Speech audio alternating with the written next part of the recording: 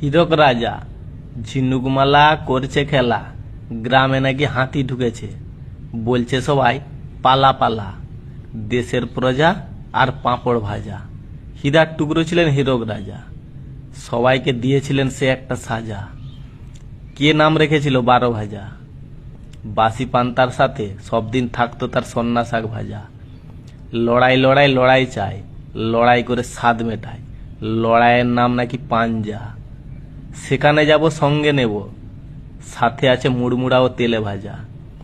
বটতলায় বসে মহাদেব করছিলেন পূজা, ব্যান্ড পার্টির দল থমকে দাঁড়ালেন, বললেন এখানেই বাজা। শুনতে পেলেন হীরক রাজা, দেখতে আসলেন গ্রামের লোক ও তার প্রজা। সুর তুললেন টাটকা তাজা, মহাদেব বললেন খঞ্জরি বাজা। হরির নামের খেলায় দেখাবেন সে যে মজা, জায়গার নাম হয়ে গেল বাজনা বাজা।